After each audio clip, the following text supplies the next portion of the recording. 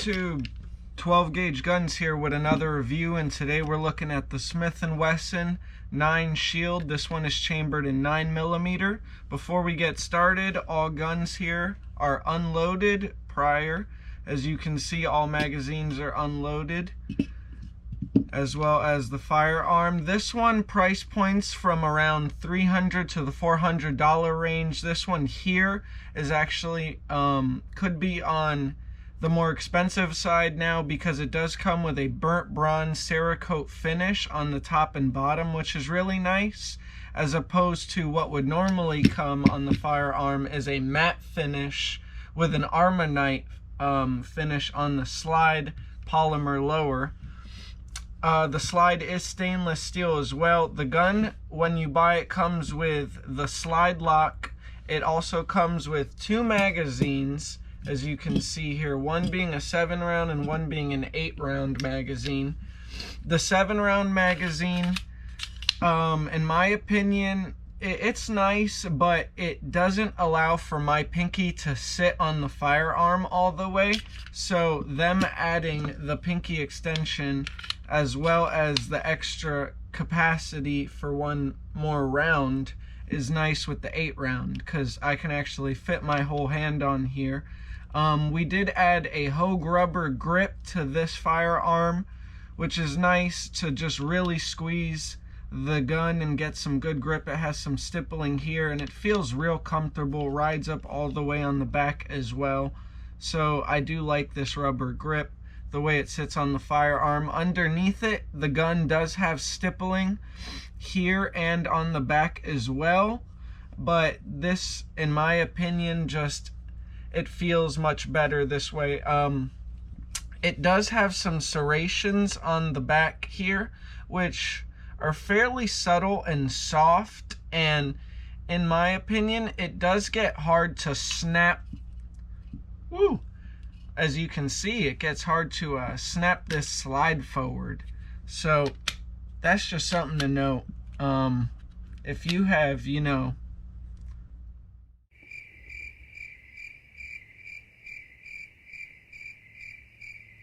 oh my Lord. See there. That'll tire me out. It does get real hard to snap that slide forward. So that might be why they made the Shield EZ version. If you have, you know, arthritis, and I wouldn't say I have the weakest hands, but it does get hard for me to snap that forward. Or, you know, if your child or is shooting this firearm at the range, that's just something to note. It's going to be hard for them to snap that forward. This chambered in 9mm, the recoil isn't too bad. It does have a good bit of muzzle blast coming out the front, as you can see in the video, but it's not too snappy compared to, you know, like a G2C or a Kel-Tec P09, just some of the other firearms that are chambered in 9mm that are similar, around this same size. It is striker fired, which is nice. It does have an indicator when one is actually loaded in the one is in the chamber, which is a nice addition. When you have the firearm in your hands, you can reach the magazine release fairly well. You know, me having smaller hands, which is nice. I did like how they accented all of the parts on the gun as opposed to the burnt bronze, as well as the 3-dot white sights that come with the firearm. It's nice. Just the contrast, in my opinion, is a nice little touch they added. Smith&Wesson does make nice firearms. The finish is very nice. It's real smooth. It's a very thin firearm and very, in my opinion, pretty small for a 9mm. It's coming at 3.1 inches with the barrel and 6.1 inches overall at 20.8 grams on, ounces at the weight unloaded. So it's not too heavy. It doesn't feel very heavy. It feels nice in the hand. When I have it, you know, in my hand and I'm at the range, My hands line up fairly well. It does have a little slight indentation or groove for your thumb to line up, which is real subtle, but it's nice. It's a nice addition that they added here.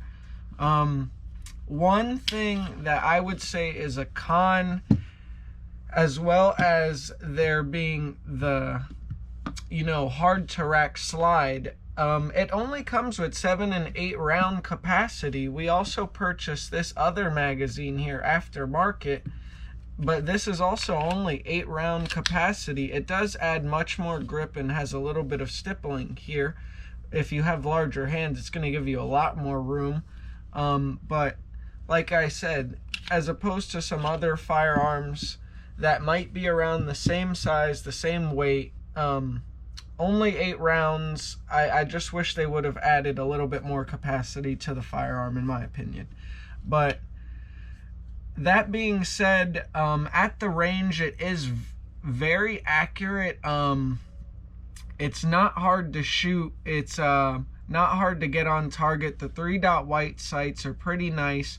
They could have lit up the rear ones a bit more, as opposed to, the front one is nice. To adjust the rear, you would need an Allen key, as opposed to the front. It looks like you would just do manually. So that's something else to note, as well as to break down the gun. It looks like you would need tools to actually pop this out, and then that would release the slide to take the gun down. So that's just, in my opinion, another con, as opposed to like a Glock that has a switch here that'll break it down a bit easier. But that being said, for the price point and for what it's offering, it's a great concealed carry gun, I would say. Alright guys, so that was our review on the M&P Shield. Remember to like and subscribe as always. Thanks for watching, and be sure to check us out next week to see what we're going to be reviewing.